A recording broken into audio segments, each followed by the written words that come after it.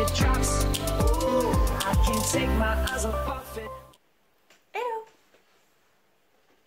Alors aujourd'hui je suis venue vous parler de la clé du succès, la clé de l'organisation, de la productivité, selon moi bien sûr, c'est-à-dire ce machin, mon bougeot ou mon bullet journal.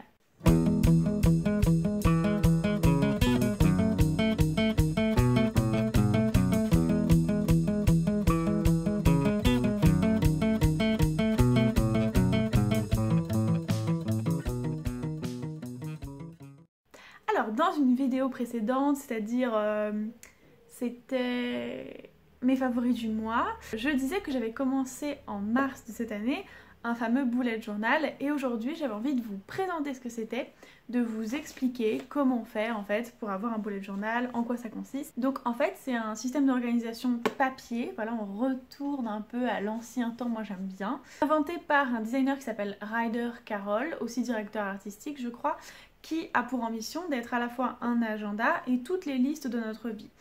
C'est-à-dire que on sait très bien qu'on s'éparpille un peu, on fait des to-do list, on fait des listes de courses, on fait des listes de projets, on s'organise, on écrit tout un tas de trucs et à chaque fois on est en mode mais dans quel carnet j'ai écrit ça putain? Et ça évite en fait d'avoir tout cet éparpillement et ça permet en fait d'avoir une structure pour voir de manière globale toute sa vie et avancer plus rapidement dans ses objectifs, réaliser plus vite tout ce qu'on veut dans notre vie et c'est franchement génial. Donc le principe d'un bullet journal, c'est qu'on écrit comme dans un agenda chaque semaine ce qu'on va faire, par contre avec une légende codifiée, mais je vais vous expliquer ça ensuite, et qu'on écrit aussi des listes, on écrit aussi nos événements, on écrit les anniversaires, on écrit les choses qu'on veut faire, donc voilà, on écrit tout un tas de choses. Et chaque soir, on va écrire ce qu'on doit faire la veille, et aussi on va cocher certaines cases de certains plannings qu'on aura créés. Je vais vous montrer ça plus en détail tout de suite. Alors avant ça, comment faire un bullet journal? Donc c'est très simple, il faut acheter un cahier, un cahier de cette taille à peu près, c'est-à-dire pas trop grand et pas trop petit. Pas trop petit pour qu'on puisse écrire des choses et pas trop grand pour qu'il puisse rentrer dans le sac à main, dans le sac à dos. Il faut juste se procurer ça. Alors on peut, si on n'aime pas dessiner et prendre du temps, parce que je pense que le seul des avantages du bullet journal, c'est qu'il faut quand même se poser une fois par mois et écrire toutes les cases, créer toutes les pages, enfin voilà, ça demande quand même quelques heures. Un dimanche, moi en tout cas c'est ce que je fais par mois. Donc si vous n'aimez pas dessiner, si vous n'aimez pas écrire, si vous n'avez pas le temps, tout simplement vous achetez un bullet journal déjà fait. Donc c'est-à-dire qu'il aura des cases, il aura des grilles, des annexes, ce sera parfait pour vous, vous aurez juste à compléter. Mais si vous voulez le faire vous-même, vous achetez un beau carnet, voilà, quelque chose que vous allez vraiment apprécier, regarder dans l'année. Et des beaux stylos aussi si vous en avez besoin, si vous n'en avez pas.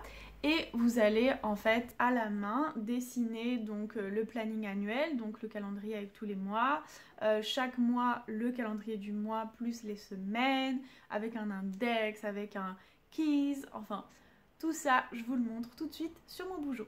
Donc ça c'est la page qui présente le mois, vous faites ce que vous voulez, hein. Vous n'êtes pas obligé de dessiner et tout. Moi j'ai choisi un thème floral et j'ai choisi à côté de mettre une citation, n'aie pas peur d'avancer lentement, ne crains que l'immobilité. Voilà, c'est purement motivationnel. Ensuite vient le calendrier mensuel, donc voilà, les jours, les dates, un petit peu de dessin et les événements importants. Moi je n'ai pas tout écrit pour pas tout vous montrer, mais voilà, histoire d'avoir une vue générale sur le mois. Ensuite vient, si l'on veut, le habit tracker ainsi que le mood tracker. Donc en fait ça, moi j'adore, c'est un moyen en fait de noter et de suivre ce qu'on fait. Donc par exemple, je note les jours où j'ai cuisiné vegan, où j'ai fait du sport, où j'ai posté une vidéo, etc., etc. Et je fais un petit point si je l'ai fait.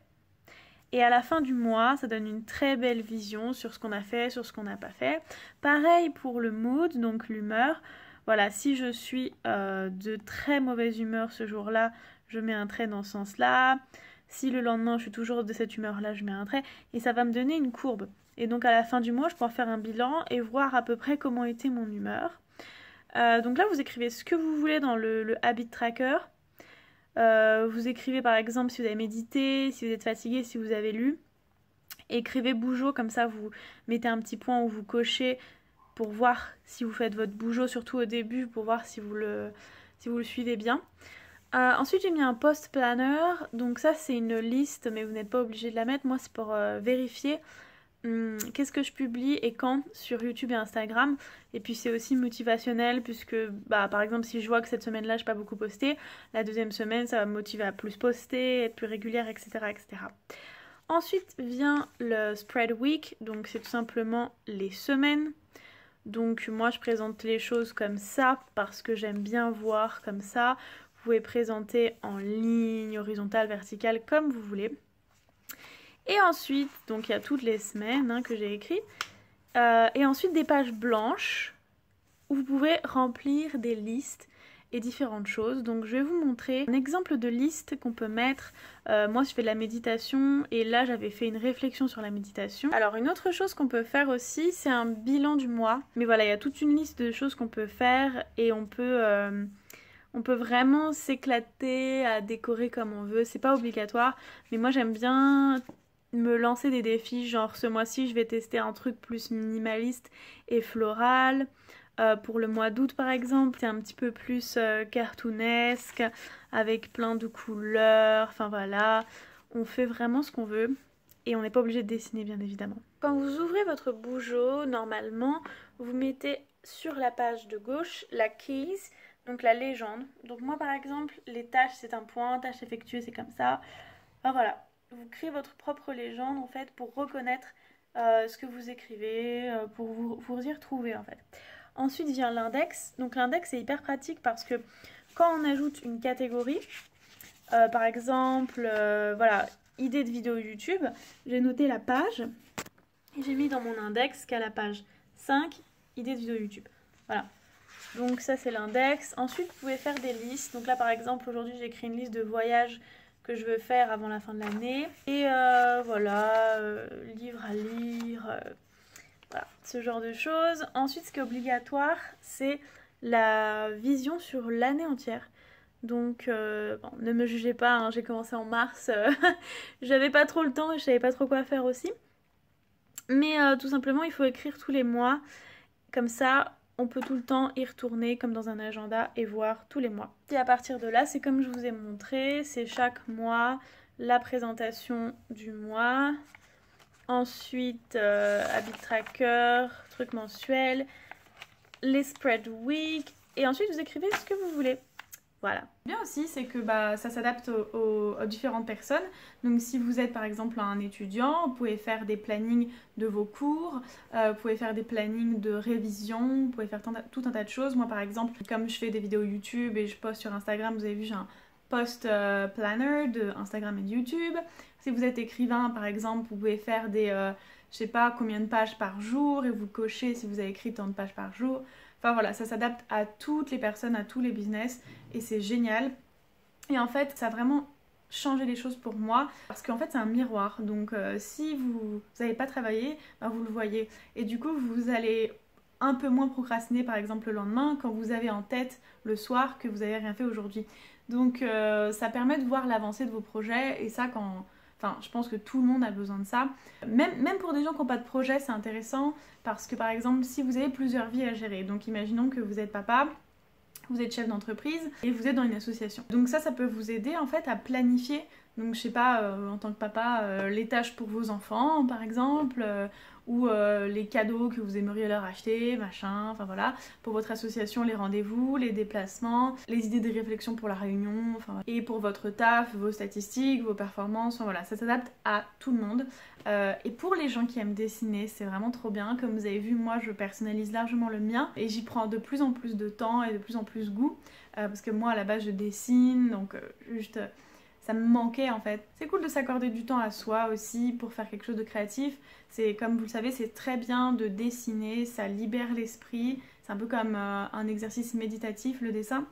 Et aussi de prendre soin de son bougeot, c'est de prendre soin de soi. Parce que bien évidemment, si vous commencez à créer une page mensuelle bâclée avec des traits, machin, ça représente ce que vous allez faire en fait de ce mois où ça va pas forcément être... sérieux, où ça va être un petit peu fait vite fait, avec pas beaucoup de générosité, d'énergie, vous voyez ce que je veux dire.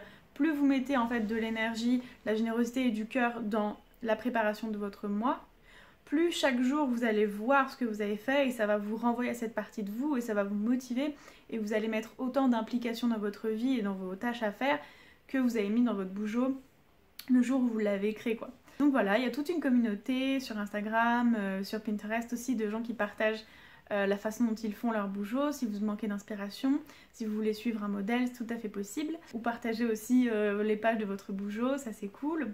Ensuite, il y a un site sur le bullet journal que je vous mettrai en barre d'infos qui explique plus précisément tout ce que je vous ai dit. Donc voilà, j'espère que vous allez peut-être un jour vous lancer dans l'aventure du bullet journal. C'est tout pour moi aujourd'hui. Donc je vous dis à bientôt pour une nouvelle vidéo. Ciao!